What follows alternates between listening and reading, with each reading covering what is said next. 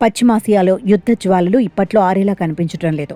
ఇరాన్తో కొనసాగుతున్న పోరాటాన్ని తదుపరి దశకు తీసుకెళ్లేందుకు అమెరికా అధ్యక్షుడు డొనాల్డ్ ట్రంప్ యంత్రాంగం వ్యూహాత్మక అడుగులు వేస్తోంది. దీనిలో భాగంగా వేలాది మంది అదనపు యుఎస్ బలగాలను పశ్చిమాసియాకు తరలించేందుకు ప్రణాళికలు సిద్ధం చేస్తున్నట్లు రాయిటర్స్ కథనం వెల్లడించింది. ముఖ్యంగా హర్ముజ్ జలసంధి గుండా సాగే చమురు ట్యాంకర్ల రవాణాకు రక్షణ కల్పించేందుకు వైమానిక నావికా దళాలను బలోపేతం చేయడంపై ప్రభుత్వం సుదీర్ఘ చర్చలు జరిపింది. ఇందుకోసం ఇరాన్ తీర ప్రాంతంతో పాటు ఆ దేశ చమురు ఎగుమతులకు గుండెకాయ వంటి కర్గ్ ద్వీపానికి సైన్యాన్ని పంపే అంశాన్ని పరిశీలిస్తున్నారు. గడిచిన నెల రోజుల్లో ఇరాన్పై దాదాపు 7,800కు పైగా దాడులు చేసినట్లు యుఎస్ సెంట్రల్ కమాండ్ ప్రకటించింది. ఈ భీకర పోరులో ఇప్పటి వరకు ఇరాన్కు చెందిన 120 నౌకలు ధ్వంసం కాగా అమెరికా వైపు 13 మంది సైనికులు ప్రాణాలు కోల్పారు.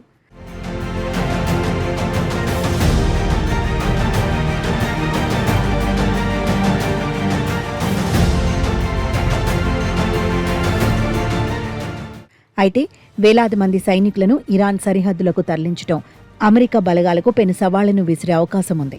ఇరాన్ భౌగోళిక పరిస్థితులు, ఆ దేశం వద్ద ఉన్న అధునాతన క్షిపణి వ్యవస్థ అమెరికా సైనికులకు ప్రధాన ముప్పుగా మారవచ్చు.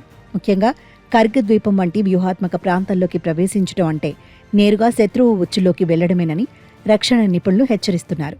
ఇరాన్ మద్దతు ఉన్న మిలిటెంట్ గ్రూపులో గెరిల్లా యుద్ధ తంత్రంతో అమెరికా స్థావరాలపై ఆత్మాహుతి దాడులకు పాల్పడే ప్రమాదం ఉంది. ఇప్పటికే 200 మందికి పైగా అమెరికా సైనికులు గాయపడిన నేపథ్యంలో క్షేత్రస్థాయిలో బలగాల మోహరింపు జరిగితే ప్రాణ నష్టం భారీగా పెరిగే అవకాశం ఉంది. అంతేకాకుండా ఇరుకైన హర్ముజ్ జలసంధిలో ఇరాన్ అమర్చే సముద్రపు మైన్లు అమెరికా యుద్ధ నౌకలకు పీడకలుగా మారవచ్చు. ఈ ఆపరేషన్ అత్యంత ప్రమాదకరమైనదని అమెరికా ఉన్నతాధికారులే స్వయంగా హెచ్చరించడం అక్కడి ఉద్రిక్తతకు అద్దం పడుతోంది.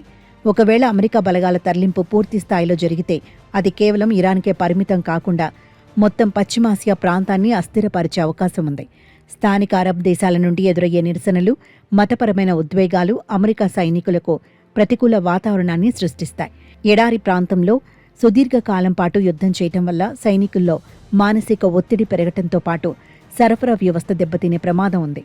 ఇరాన్ తన డ్రోన్ టెక్నాలజీతో అమెరికా రక్షణ కవచాలను ఛేదించే ప్రయత్నం చేస్తే అది సాంకేతిక యుద్ధంగా మారి అమెరికాకు భారీ ఆర్థిక నష్టాన్ని మిగిల్చవచ్చు.